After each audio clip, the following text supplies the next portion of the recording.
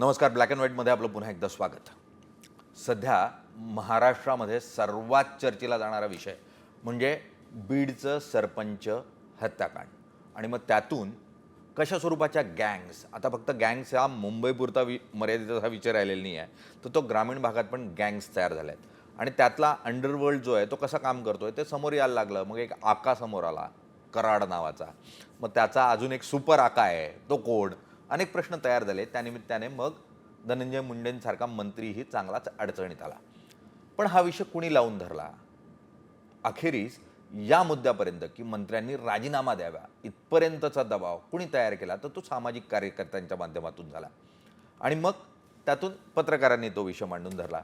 सामाजिक कार्य म्हटलं की अंजली दमानिया असं एक नाव समोर येतं. त्या RTI कार्यकर्ता आहेत, पण समाजाशी निगडीत अनेक विषय त्यांनी अत्यंत प्रामाणिकपणे लावून धरलेले आहेत.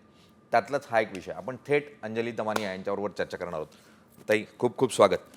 मुळात म्हणजे अंजली दमानिया म्हटलं की आम्हाला एक प्राऊड फिलिंग असते किंवा एक मनस्वी आनंद होत असतो की कुणीतरी आहे जो लढतोय.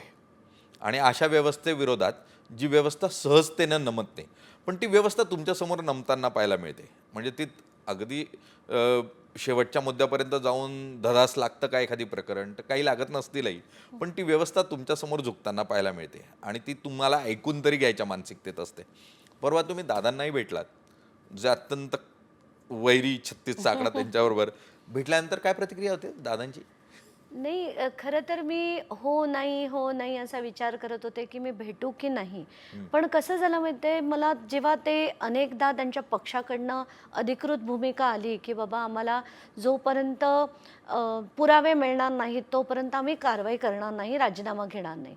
हे एकदा ऐकलं, दोनदा ऐकलं, तीनदा ऐकलं. असं वाटलं की पुरावे आणि मी माध्यमांमध्ये देत होते, पण ते आम्हाला मिळाले नाहीत असं सांगून मोकळे होतील. म्हणून मी ठरवलं की आता यांच्या पक्षाच्या अध्यक्षांना, कारण त्याच्या आधी मी SP-ना दिले, ADG-ना दिले, DG-ना दिले, मुख्यमंत्र्यांना दिले. आता मुख्यमंत्री हवं तर कुठल्याही मंत्र्याचा राजीनामा मागून घेऊ शकतात. पण जर मुख्यमंत्री म्हणाले की ते माझ्या पक्षाचे नाही आहेत, म्हणून मी ठरवलं की आता यांच्या पक्षाचे अध्यक्ष अजित पवार आहेत. आणि त्यांचा आणि माझा किती सख्य आहे पूर्ण महाराष्ट्रालाच माहिती आहे की इतका 36चा आकडा ना, यांना मी भेटू कसं. पण मी म्हटलं की आपला विषय आपण बाजूला ठेवूया. आपला जो स्वाभिमान आहे, काही आपण त्याला जे म्हणायचं ते म्हणू, सेल्फ रिस्पेक्ट आहे, ते सगळं ठीक आहे. पण आत्ताच्या घटकेला बीडमध्ये गेल्यानंतरची मी तिथली परिस्थिती जी बघितली होती, इतक्या मोठ्या प्रमाणावर दहशत आहे ना.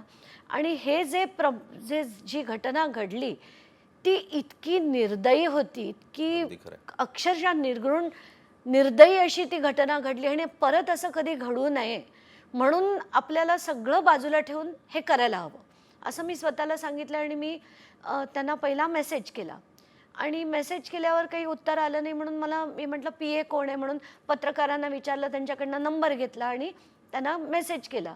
तर त्यांचा कॉल आला की काय म्हणतात ताई. तर मी म्हटलं मला अजित पवारांना भेटायचं आहे. तर ते पण मला वाटतं उडालेच असतील की यांना कशाला भेटायचं आहे. आणि त्यांची थोडीशी अशी द्विधा मनस्थिती झाली असेल की अजित पवारांची सुद्धा, की यांना भेटू की नको भेटू. पण मग शेवटी संध्याकाळी त्यांचा फोन आला 5-1 वाजता आणि ते बरेच धांदरलेले असे गांगरलेले वाटत होते. त्यांनी मला म्हणाले की मी आत्ताच घरी पोचलो, 5च मिनटं झाले, मी आता रामटेक बंगल्यावर आहे.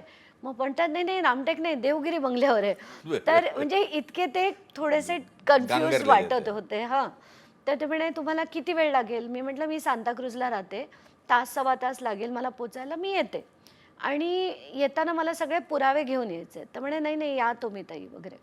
तर गेलो आणि भेटल्यावर पहिले तर 5 मिनटं ते असं आपण एकमेकांकडे बघून बोलतोय ना तसं पण बोले ना.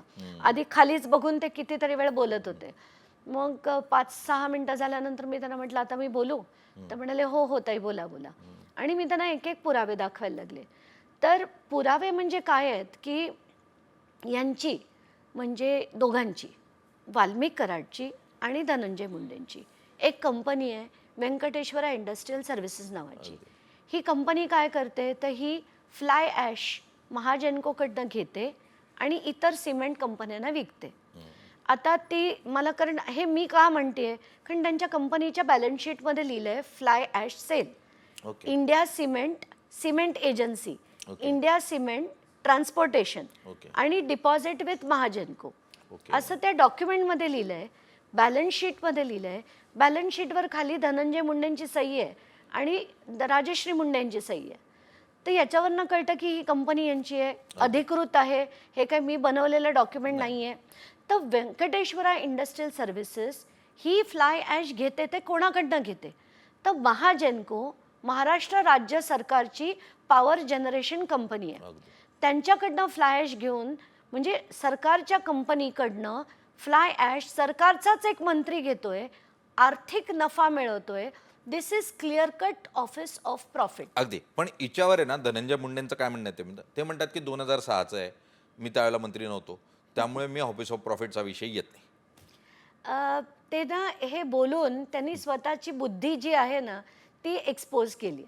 कारण ही कंपनीचे जे फ्लाय ॲश सेलचे जे पुरावे मी दिलेत 19, 20, 21, 22 जी लास्ट फाईल्ड बॅलन्स शीट आहे तिथपर्यंत दिलेले आहेत. ओके. आणि त्याच्यात आज तगायत राजश्री धनंजय मुंडे या डायरेक्टर आहेत. सगळ्यात जास्त शेअरहोल्डर धनंजय मुंडे आणि राजश्री मुंडे आहेत. आणि ह्या कंपनीतनं 3,60,00,000 रुपये हे जगमित्र शुगर मिल्समध्ये ट्रान्सफर झालेत. याच कंपनीतनं 2 जमिनी घेतल्या गेल्या आहेत. DP मुंडे आणि RD मुंडे यांच्या नावाने पैसे काढले गेलेत.